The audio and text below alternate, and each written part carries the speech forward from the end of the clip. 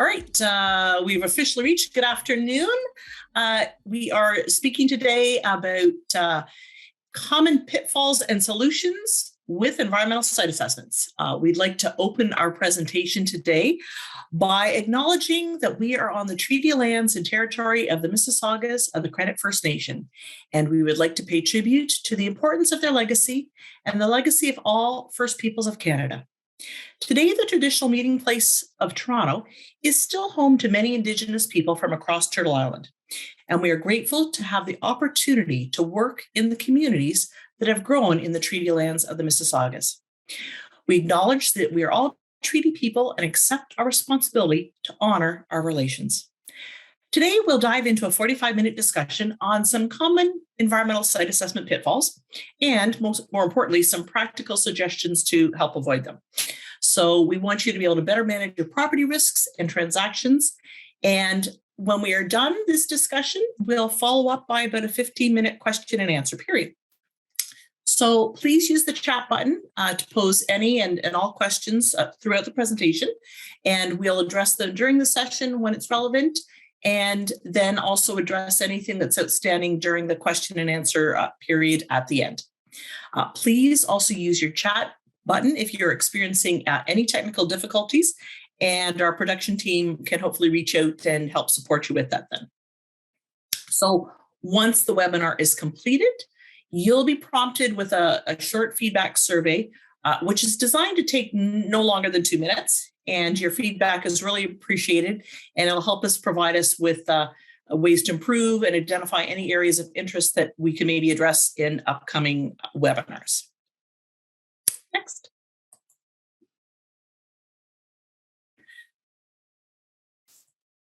So without any further ado, let me introduce the AEL team members that we have with us today. Adrianne Arnold is our business manager, who is going to be our moderator for today. And she is the one that directs the questions. And she's also the person, the real live person that you'll talk to when you call into our offices. We also have with us, thank you, Mark Givelas, who is an environmental scientist and a vital AEL team member. And he's going to be helping us guide everyone through today's topics as well. And then we have myself, Charna Kozole. I'm a senior engineer on the AEL team, and I am here and ready to help our clients find solutions to your environmental challenges. Next, please. So in terms of AEL Environment, we are a consulting environmental engineering firm, and we deal specifically with environmental site assessments most often, site remediation, records of site conditions, and all the consulting work that goes into that. We particularly focus on providing practical solutions that'll help you in your investment or managing of your properties that you own or are considering purchasing. Our focus is always on bringing innovation within a framework of regulations and rules to help guide these choices. We recognize that there are many ways to accomplish these different goals within these frameworks. And so our goal is always to provide excellent service through a solutions-focused and innovative approach that can best serve our clients going forward. Next. So today we are going to talk about, in this particular webinar, some of the common challenges, aka mistakes that we see very often in terms of providing the best results to the environmental site assessment process. So the participant group that we have signed up and listening with us today, we understand is fairly diverse. We've got people that are joining in from a real estate background, from banking and financial background, to property owners. So we want to discuss in a broad sense so that when you're at the beginning of a project, you're hopefully better prepared to get the end results that you're looking for. So on that line, I'll pass it over to Mark now, who will speak to you a little more on the specifics of some of these challenges and how we hope to reach them. Thanks, Mark. Off to you. Thanks, Charna, and thanks for those of you who joined us today. So I guess we could just get right into it with the next slide, going over some of these pitfalls that we see in environmental site assessments in Ontario. So a common pitfall that we encounter when we peer review other reports and what we've seen is that not following a phased approach can introduce complications in an assessment and a site investigation. In Ontario, we have a phased approach. So environmental site assessments will start with phase one, and that is to identify any potentially contaminating activities that would lead to areas of potential environmental concern on the site of interest. So it includes a records review with environmental records relating to activities, past spills. So there's a collection of those records, and then it also includes a site investigation by a qualified person, either an engineer or a professional geologist, to attend the site and to make visual observations around its environmental health and see if there is any sort of warning signs for environmental liabilities on a site. And so the phase one process does a lot to inform a phase two investigation, and that will include collection of soil and water, groundwater samples, so installing monitoring wells in certain cases, and these samples will be obtained in the areas that were identified as potentially environmental concern in the phase one process. So it's really it's a process that builds on itself, starting with the phase one, which will inform phase two. And then through the phase two investigation, depending on what is seen as far as contaminants concern and how the ground water and soil sample results will read, could lead to remedial options or risk assessment in some cases. But ultimately, it's just following this phased approach is very important to not miss out on crucial information about a site, and then also to alleviate any data gaps that may exist. Next slide, please. Yeah, so as far as the pitfall goes, what are some suggestions to avoid this pitfall? Well, learning about the process. So by attending this webinar today, you're educating yourself on environmental site assessments. And knowing about the process can be great help in avoiding this pitfall. Starting from the beginning, like I mentioned, phase one includes the records review and information that can be vital to a phase two. So by skipping a step, and in certain cases, you'll have a property where an owner is aware that there's going to be a phase two investigation required, and they'll skip a phase one. You can actually miss out on vital information about the site through that, though. So it's encouraged to follow the phase process and start from the beginning. And then also just realizing your end goals, talking about your end goals with a consultant and understanding what your plans are for a site, what its end use may be, and if there's redevelopment plans, whatever the case is, it's important to know your end goals and to speak to them. Next slide, please. So the report standard and choosing the appropriate report standard for your project is of vital importance, and it can introduce a pitfall that we've seen. So in Ontario, we have two standards of reports that we will use. And the baseline standard, it would be the Canadian Standards Association, the CSA report. These tend to be a bit quicker to produce and are generally less expensive. But in this approach, you can sometimes miss out on information. So depending on what you need, CSA report might be fine. If not, the second standard and the more rigorous standard for reporting on environmental site assessments in Ontario is the Ontario Regulation 153/04 report. They're very thorough and detailed, and these reports are what you'll require if you intend to file for a record of site condition. They take a little longer and they can be more expensive, but these are the two standards of report. So knowing which report you need based on what your goals are for a site, it's an informed process that can save you time and money later on. So choosing the report standard that you need is quite important. Next slide, please. And this slide illustrates where each standard report can be used. So as you can see with an OREG 153 report, that standard is useful across the board for your intended use, whether it be in real estate transaction or land and site use changes. You can see that the boxes are checked across the board. Whereas a CSA report, while it is often useful and appropriate for lending decisions, so financial institutions will often seek environmental site assessment reports. A CSA standard is a good standard to use, and it's largely accepted. As we move to more complicated use and maybe land use change, we're finding that increasingly municipalities across Ontario are requiring an OREG 153/04 report standard. And this isn't always the case, but it's something to pay attention to. And of course, if you're seeking a record of site condition, you're always going to require your report to be written to the OREG 153 standard. Next slide, please. Yes, and this image illustrates just some of the difference in the rigor for a report. So when you're considering a site and you're looking for environmental liabilities on a site, you need to consider surrounding sites and the use of those sites adjacent to your project site. And in an OREG 153 report, you can see that the boundary and what is considered in a rich or for any sort of land in the surrounding area, the catchment area is larger for what is considered. So 250 meters from each boundary line off of the site.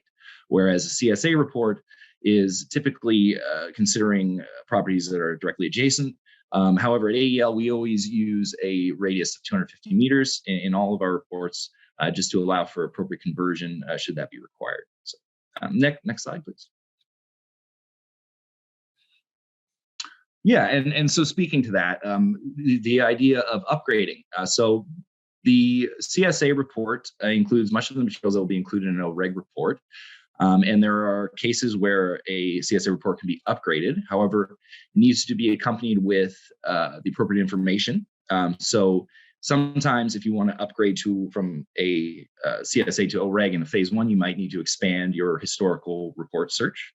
And often cases, you're going to need to redo the report in its entirety. It really depends on the rigor in which the initial report took place. But and then in a CSA for a phase 2 to upgrade, that might accompany a change in scope of work. So depending on what sort of areas exist on the site, you're going to have to investigate those areas, and that's going to need to be included in a scope of work to allow for a phase 2 ESA to be considered an OREG standard. So these are some of the nuances to the reports that can allow for an upgrade. But next slide, please. And in terms of this pitfall, which report to choose, which standard are we seeking? You need to know your end goals once again. It's not always the case that you'll require an OREG report, and obviously to save the time and expense around that report, knowing what your end goals are can inform that, and it's good to know what they are. And then you can also consider specialized consultants. So with a breadth of experience in environmental site assessments, we can get creative with our solutions around particular sites. You can use risk assessments, and then depending on site-specific criteria, there are things that can be done. So it's important to consider specialized consultants as well. Next slide, please.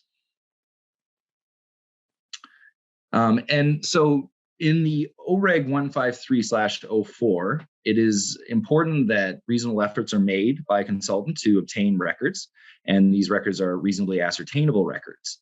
So they include different records. So as far as general items, maybe chain of title, you'll include fire insurance reports.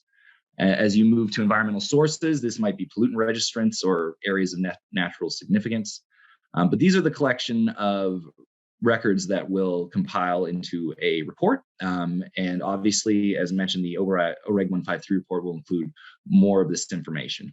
But everything from well records to freedom of information requests, there are several records that go into a report, and it's important that what is required is understood by the consultant, and then the project can be completed according to your goals for the site.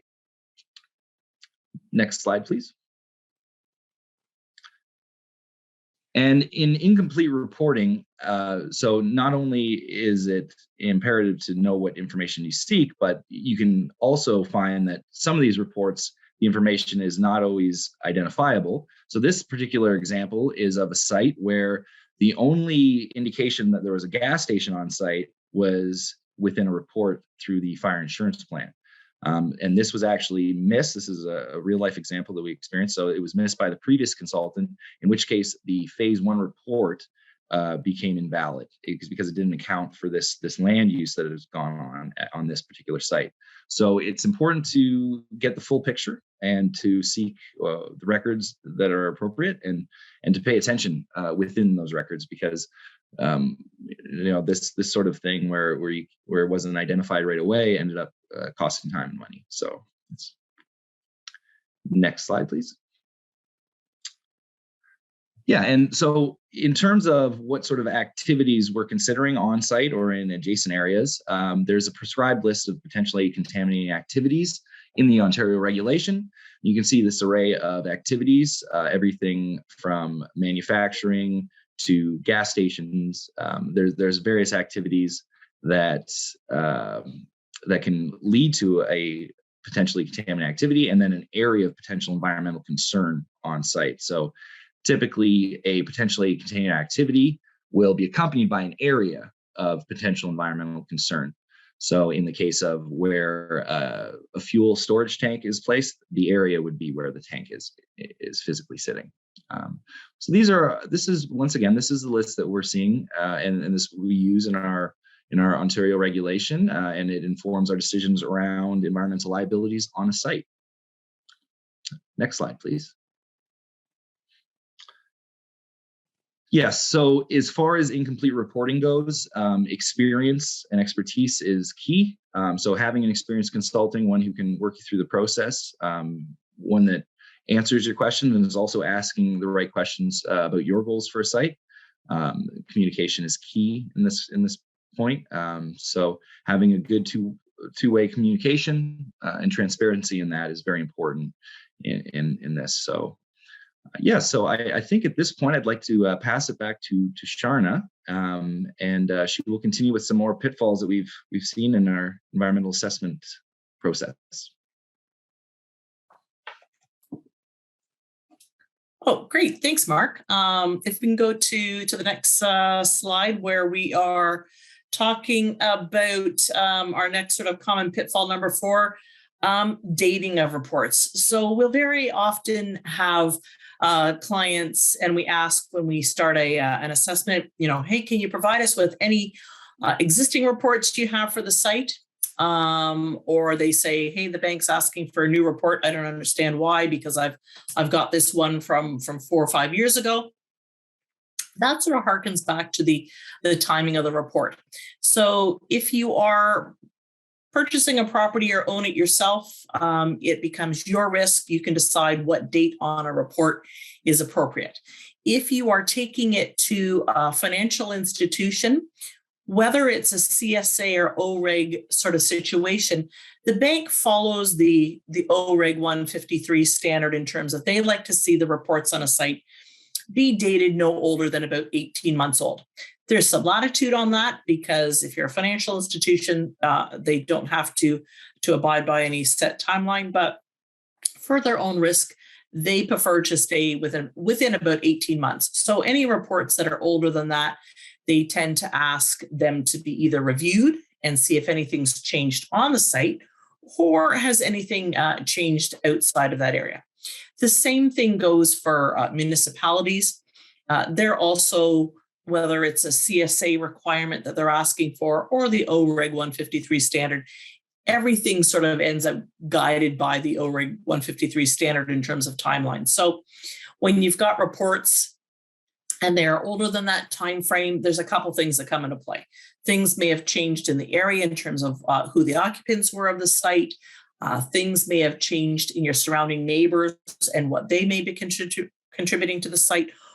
Or we have ones that were done, guidelines changed rather dramatically in 2011. So if you have reports that are pre-2011, the actual guidelines for chemical analysis and what you should or shouldn't sort of contain within your site changed. And so that's another reason to be relooking at those dates. So something that very happens is the report dating. You may be getting ready, done a CSA report, want to then get a record of site condition. That's where that 18 months becomes very stringent. If you have an existing CSA report and it has enough information that with some supplemental you can upgrade it, you do need to make sure that your final dating on those reports for both the phase 1 and phase 2 are within 18 months of submitting those reports to the Ministry of the Environment. Next, please. So the things that you're going to want to consider then is talk to your consultant at the beginning. So when you're beginning this process, or you're checking in again at some point in time during the process, because your plans may change. You may have owned the site for a while, and when you bought it, you had one intent, and now a few years down the line, you want to do something different with the property. So talk to your consultant about your end goals for the property. So if we're coming in and you're doing due diligence now and you just want to get some bank financing, but within the next 5 years, you're considering that, hey, I think I may want to develop this property. Sometimes there's a way to save costs and save you time, which is, of course, time is money down the line for those sort of things. So although we may only do a CSA report for you now, because you're just looking for financing or your own due diligence, you want to look at the risk on the property. If there is the chance for development down the line, we like to consider things as if eventually you want to do an OREG 153 report. So things like snow cover on a site, especially in Canada. We have lots of times of the year where we're restricted by what we can see on the land. For an OREG 153 report, you do have to be free of snow cover. So we try and get to our sites as soon as we can before snow cover occurs.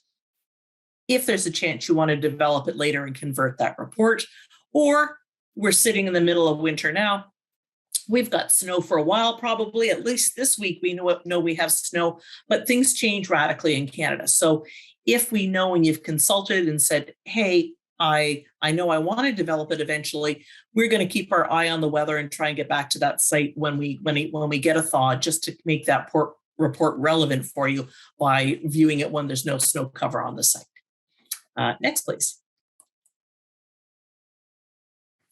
So another sort of issue or a pitfall that comes in with doing environmental site assessments is the sampling program. So sampling costs time and sampling costs money, both of which we're very mindful of the fact that are a limited resource, and our clients are trying to keep a lid on how much each is spent. So sometimes the sampling program is put into question. So communication is key. We like to keep up with our clients that may say, hey, I know I need a phase 2 on the property, so can we just skip the phase 1? I want to go straight to the phase 2 because I know I've got a garage on this site and I don't want to waste the money on a phase 1. So let's go straight to the phase 2. That's where you run this risk of insufficient sampling. We could jump straight to a phase 2 program where we know there's a garage. We're only identifying the potential areas or apex that come from having a garage on your site, but there may have been something on the site before that, or there may be something on your neighbor's site. And if that report has to leave, and it's not just for due diligence for that one area, and you want to share it with a bank or a financial institution, we have to make sure we've addressed all the areas of potential concern to make the best use out of that report. So again, it goes to that phased approach that Mark was talking about. The phase 1 becomes vital to make sure we have identified all those apex, the area of potential environmental concern on a site. Because although you may know of one thing up front, that phase 1 often reveals other areas of the site that should be considered before the financial institution or yourself for financing consider that site a good risk. So we want to make sure that we do this in a phased approach, that we do hit all of these areas. Otherwise, if we end up with insufficient sampling and we have to bring a drill rig back to a site to do additional drilling later, that adds thousands of dollars to the cost of the project. And it also costs valuable time in terms of getting the answers, say pre-development or before closing of a land transfer. Next, please. So when we talk about the pitfall of insufficient sampling, delineation, the Ministry of the Environment, which does not get involved with the sites unless you're doing a record of site condition for the most part. We very often have clients that are very concerned about if I let you drill on the property and do a phase 2, is that gonna affect what you're going to tell the ministry. Everything's done privileged and confidential. What you own on your site is your business, and you're welcome to have whatever you'd like on your property, as long as it's not going off site. So the delineation and not getting enough information comes into the problem of, again, time and cost. If we have gone in and you've decided you want to either finance the site or you want to develop the site, we like to make sure we have a robust enough program going in so that you don't have to go back twice. If you have very often reports that were done historically, so you knew that historically there were some impact zones on the site, and then a very common question is, well, I've got a phase 2 report. Can you just come up with a remedial option for me? Come up with a cost to remediate the site, and let's get out and do it. The intent is fantastic, but we ask our clients always to take a breath and work with us. Adequately delineating before we get to a remedial program will often open up different avenues and options for remediation by having more information on what's sitting on the site. And we also want to make sure, if you are going in to do some remediation on a site, that you're hitting the right areas. If you have not delineated well enough, you may be putting, as they say, throwing good money after bad. That if you are not going and adding your remedial course of action to the appropriate part of the site, you're not identifying the source and taking care of that, you may end up having to spend more money in the end, rather than spending a little for delineation program and then actually remediating in an appropriate area. So in this case, we want to make sure we step out from the area, that we've done adequate delineation, both horizontally and vertically on the site. Next slide, please. So as I mentioned, we have both a horizontal delineation of a site, which says, hey, how wide does this go? How wide an area is this covering on my site? What's the footprint that I may be looking at? The other aspect to that is the vertical delineation, answering the question, how deep does it go? So we have sites, this is a simplified idea of a cross section here, where we show it a particular borehole. It shows one point. So when we're looking in plan view, we know we have one area of the site that's surrounded by some unimpacted zones. And we've got an area where, hey, we know there's some impact, but how deep does it go? So the idea of how deep you go and how you approach that is going to affect the cost. You may not need to remediate it because it's sitting deep enough that it doesn't affect. And we do a risk assessment. Knowing how deep something goes on a site is just as important as how wide it goes on a site, because how you address that, or the potential risks to both human health or the environment, is affected by that depth of the impact. So again, time and money that we're going to spend helping you with your site is best addressed by knowing how wide and how deep it goes.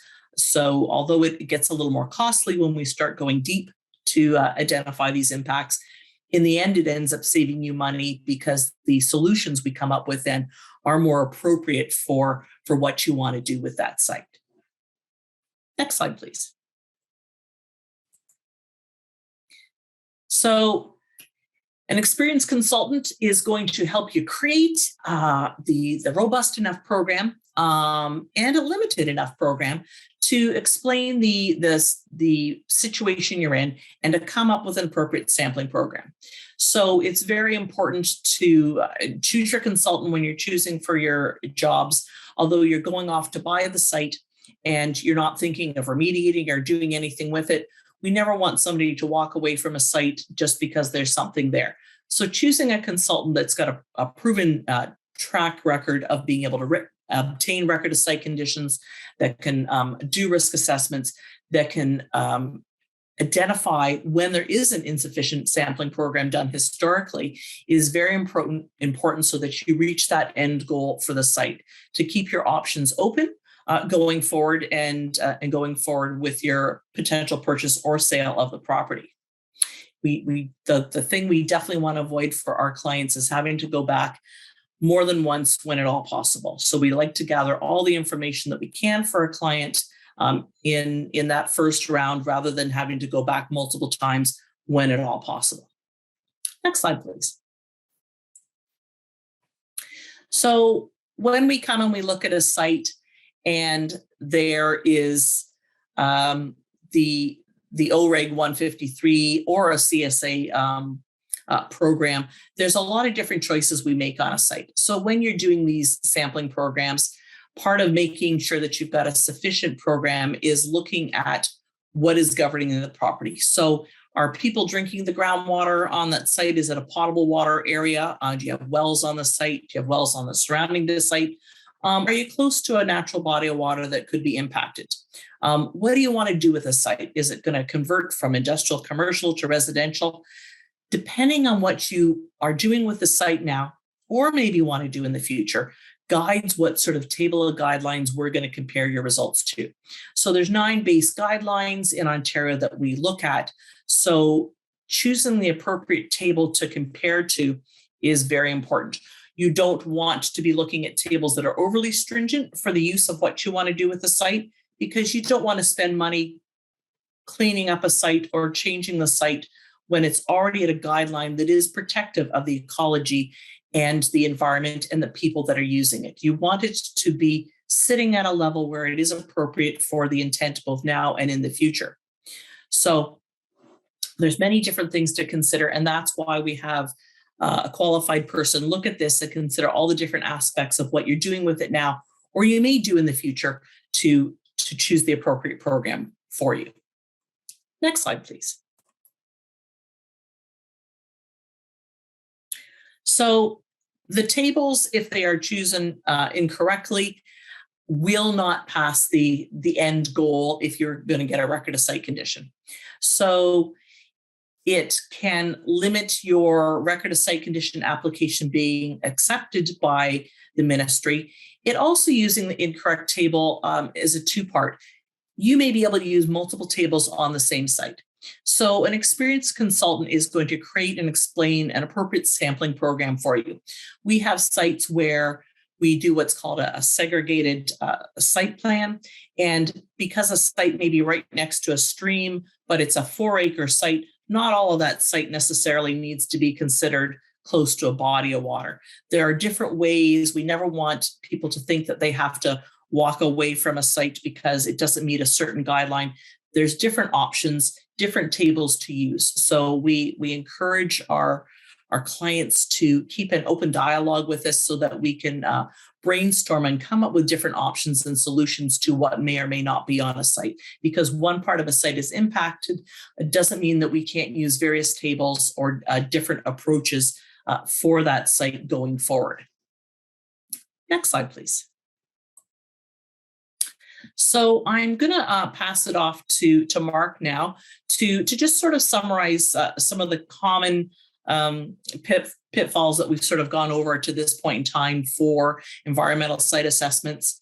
And then after that, we will open it up to maybe a little more site-specific Q&A questions that you may have on the sites that you currently are considering right now. Mark, I pass it off to you, sir. Thank you, Charna. So, in examining the common pitfalls that we covered today, there's lots of things that can be done proactively for someone who is dealing with a potential problem site or one with environmental liability. Adhering to a phased approach, like we mentioned, is of vital importance to understand the full picture of a site and the environmental conditions on the site, and not losing any information or data by skipping a step in the environmental assessment process. Also, as Charna mentioned, there are, in terms of delineation, you have to consider, how wide and what's the depth of the contamination, and you really need to understand what's happening on site. So these sort of pitfalls can be avoided by making some considerations before you start a project. And a big thing is educating yourself and then asking questions. So learning about the process can facilitate quicker solutions being brought forth for your site, and asking questions to your consultant is always helpful. Like to say, there's no such thing as a bad question, so it's important to ask them, and then also have a consultant who's willing to ask questions back. It's important to open dialogue and communication, and that's sort of a message that's been hitting home throughout the process. This is a big part of avoiding some of these pitfalls. And then being proactive, once again, asking a bank, a financial institution, or a municipality what it is they require for your goals. Is it required that you have a OREG report, or is a CSA standard appropriate for your goals? Knowing this can save lots of frustration and can streamline the process towards your goals. And once again, when you consider a consultant, you're looking at communication, like I've mentioned, and sort of a recurring message, but you want to understand if they can bring a project to fruition for you. So are you using a consultancy that has experience in filing for record of site conditions? And have they brought those to the table? What about remediation work? If you're considering a site that with known contamination, you're ostensibly going to be looking for a firm that specializes in remediation options and innovative technologies around that. And that brings me to the last point, which is innovation. And I think staying on the cutting edge of what's available as far as technologies and processes go can save time. AEL, for instance, we use on-site testing, and that uses XRF, X-ray fluorescence, or ultraviolet fluorescence to delineate contaminations on site in real time, which can save time and money, and obviously less samples need to go to the lab, and those costs can be quite exorbitant. So we using innovations and technology, and then standard operating procedures that allow for the process to move smoothly can really make a difference for your project. So these new approaches and creative solutions are something that you should look for in a consultant. Next slide, please. Yeah, and so final thoughts is largely don't be afraid to be informed. There's lots of challenges that can exist on land, and for many people, there's apprehension around elucidating what the environmental conditions are on a property, but risk can definitely be managed. There's lots of creative tools and solutions that can be used, and it's not always a iterative step-by-step process. We can get creative.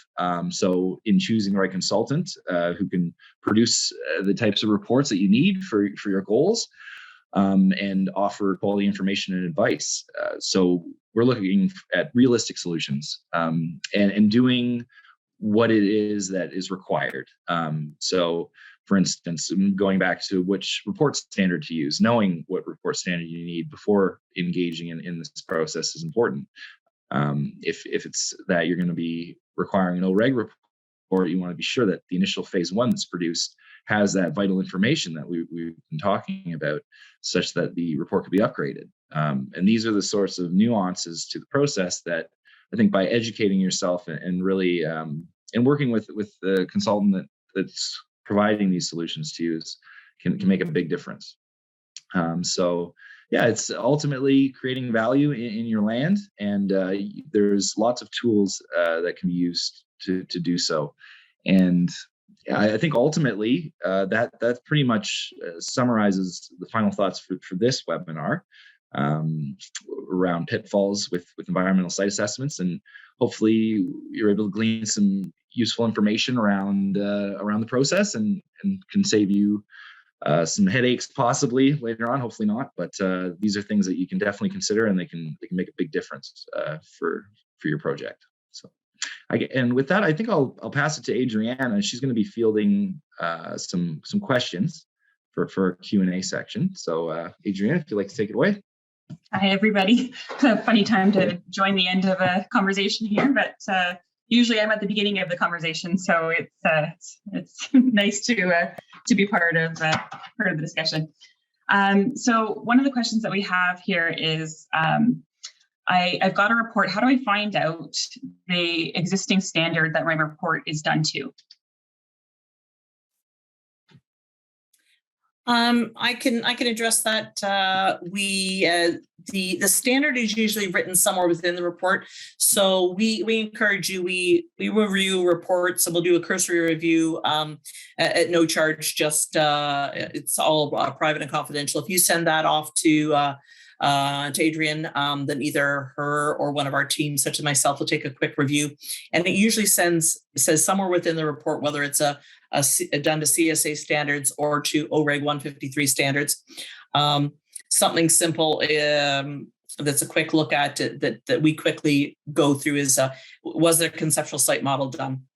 Most CSA reports do not have a conceptual site model done within the body of them. So if there's no CSM, it's definitely not OREG 153 compliant. So there's a list of things that are a bare minimum for a CSA report. And then there is that updated list for it to be OREG 153 compliant, that if you are missing any one of quite a numerous list of things, will mean that it's not an OREG 153 compliant report. So feel free at any given time to just share a report with us, and we'll take a quick read and let you know which standard it's meeting right now. Awesome, thank you. Sort of building on the same type of question.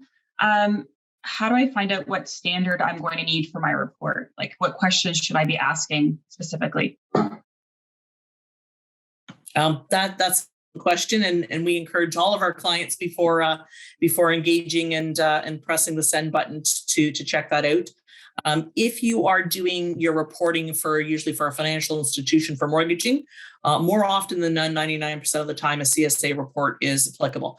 If you are doing it for anything else besides that, then you really need to start questioning. So before you begin, whoever you're either getting financing from, you can shoot them a quick email and say, hey, do you need the report to be CSA compliant or OREG 153 compliant? The same goes for development. It's especially important in development nowadays to get a hold of the municipality or the planner that you're working with and ask them directly, what does this report need to be compliant with?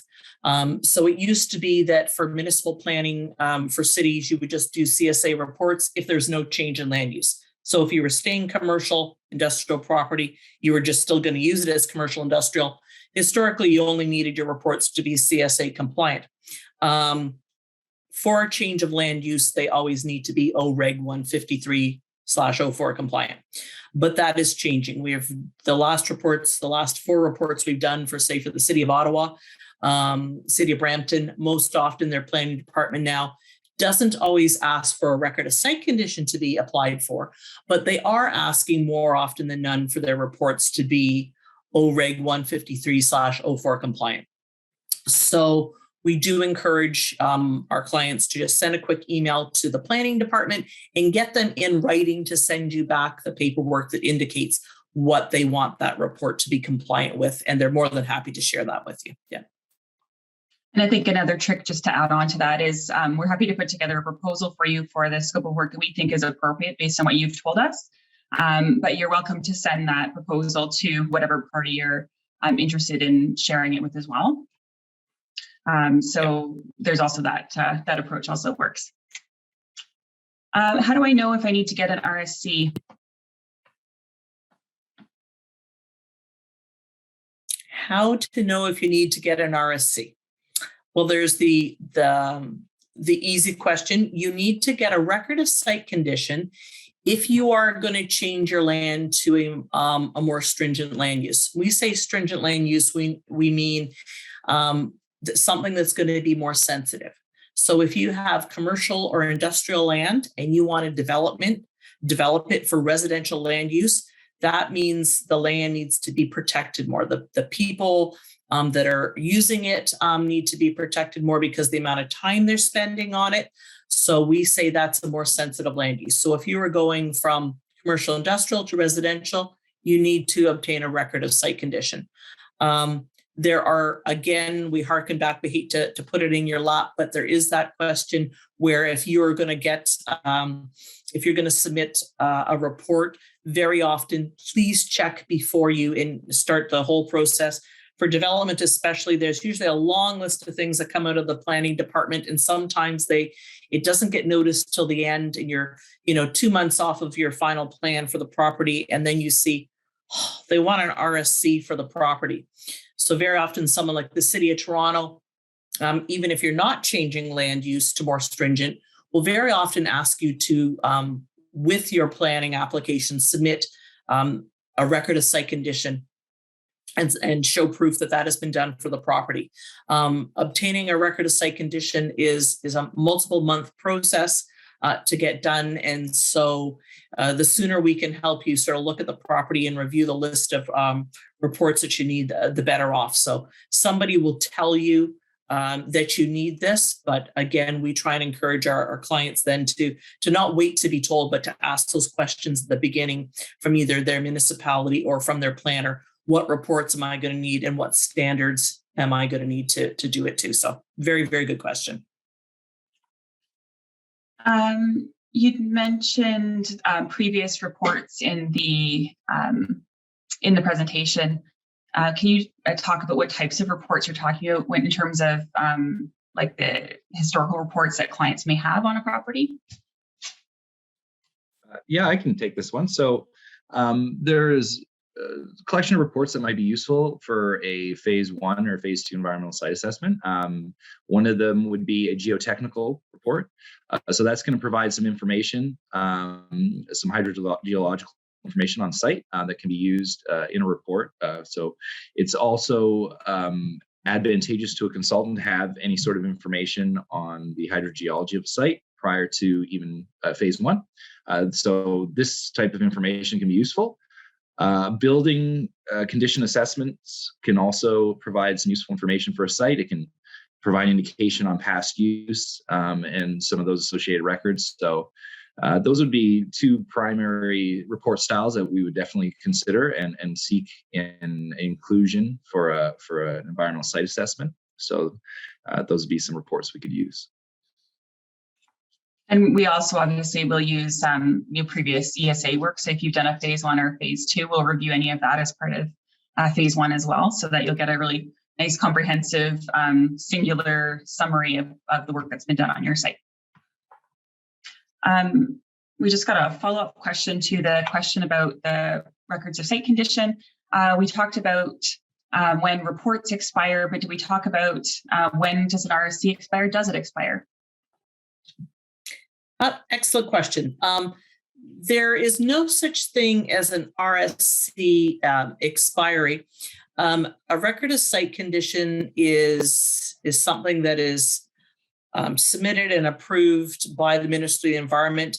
The way it is termed, it is valid for the life of the property until anything else changes. So if nothing else is done on the site, if no different industry joins the site, if no other surrounding property uses change, then the record of site condition is still considered to be valid. So we will look for our clients. Best case scenario is you're looking to purchase a site and it has a record of site condition for it, which means somebody has investigated the history. And if there was such a history for either the site or the neighbors that secondary drilling and groundwater sampling were needed, that is all public information. And there's a large amount, not all the reports, but a large enough information that a qualified person can glean good background when reviewing that RSC online to help ascertain whether that RSC is still valid or not. So we would look at anything when that RSC was actually obtained, and then what the time period is that has passed since that was obtained, whether we think anything has changed in that neighborhood. So if you had a site that you were looking to purchase and it had an RSC that was done probably 2 years ago for that site, unless you've had a massive, let's say, rail line oil tanker still next to it or something radically different, that's still going to be a really good indication of what the site conditions are. So they don't expire. They don't have an expiry date. The ministry considers them valid until, like I said, anything has changed for site use dramatically, either on or surrounding the site. Okay, thank you. So I don't see any more questions. So I think we may actually wrap up a bit early, but we're certainly happy to answer any other questions that you have. If you think of something, or if you have any questions about a specific site you have in mind, and we'd be happy to hear from you. If you'd like a copy of this recording, we'd be happy to send it to you. Just reach out to us. Our contact information is right there. In the chat, we've got a link to our next webinar, which is about experts in insurance and the legal space, sharing some insights to help us better manage property risks and transactions through legal agreements and insurance policies. So we'd be happy to see you register through there. We'd be happy to see you again. And once the webinar wraps up, you'll be prompted with a quick prompt for a follow-up survey just to give us some feedback on how we did today. We'd be happy to hear from you to see if there's things that we can do to improve. Thank you so much in advance for your insights. And again, please reach out if there's anything we can do to help. We would be very happy to hear from you. Thanks so much.